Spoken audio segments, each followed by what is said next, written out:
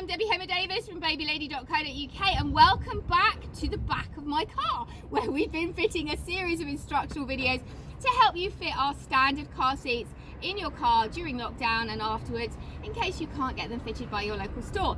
We do always recommend that you check your manufacturer's instruction booklet because they do change between models, so do just double check with that as well. This is just an idea to help you if you get stuck.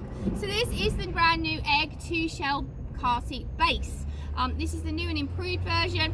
I do think there are lots of really good improvements from the original model, and this is how to fit it in the back of a standard car. I'm really sorry, it's so noisy outside today. So we've taken our base out of the box, and your leg will just spring out once you put it in the car. The first thing we've got to do is extend our ISOFIX points, and these are located at the back of the seat like this. So if you lift the big grey lever with your finger here, you will be able to pull those ISOFIX points out. So we need to do that, and then we need to locate our ISOFIX. So in my car, which is very old, they are tucked right underneath the seat. Now there is a separate video on how to find if you've got ISOFIX. If you have got an older car like mine, they're not very visible, and lots of people think they don't have them, whereas actually they're hidden. So do check out that video if you're not sure. If you have a nice modern car, you will find that you'll have a little hole here, and it'll probably have a little clip over it, and it'll say ISOFIX, and it'll be super easy for you to use. But if you can fit this in my type of car, you'll be able to fit it in any car. So we've extended the ISOFIX arms here, and now what I'm going to do is lock on this piece here onto the ISOFIX that's in the car. Now the reason for this is how you secure it in your car. So just keep hold of the sides of the arms and just push them until they locate onto your ISOFIX.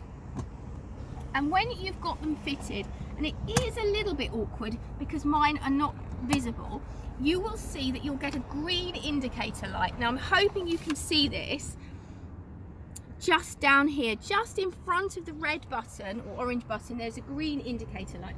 And what that's going to do is that's going to show you that your ISOFIX is locked into your car. It's not going to come out. And the point of ISOFIX is that you do want it secured to the chassis of your car. So we've also now got a gap. Now obviously different cars, the ISOFIX points can be varied. What we want is we really want this base to be sitting and touching the back of the car, not tightly wedged in, just touching. So what I'm going to do is I'm just going to push it back a little bit, one click, and you'll see then that now I can't get my fingers underneath it. And that's really what we want, a nice close fit. Now the next thing we need to do is we need to put our leg down to the floor. Now do double check that you don't have underfloor storage. If you do have underfloor storage in your car, you will need to speak to your manufacturer or your local retailer, because you can't use a standard leg like this in most cars without something being changed. I'm not going to go into massive details. There is a separate video on this as well in our channel. So the first thing we're going to do is extend our leg. We're assuming that we don't have underfloor storage. In my car we don't, it's just a solid base. You can also take your mat out. I'd often recommend that for a nice secure fit. So just pull these levers backwards, and when you pull this down, the leg will just drop down. Now what we're looking for is a nice secure fit on the floor, and when this leg is solidly on the floor, there is an indicator button. Now this indicator button is on the front, so we're just going to do a little zoom cut in to show you when this is on the floor and it's securely fitted, it will go green. So now I've fitted my base, and I'm really happy with the way my base is fitted. Now I'm going to install my car seat onto my base, and these 4 fitting points are how we click it in. So I've got my shell car seat here in the lovely Jurassic grey, which is one of my favourite colours, and you literally just drop it onto the seat like that. It couldn't be easier.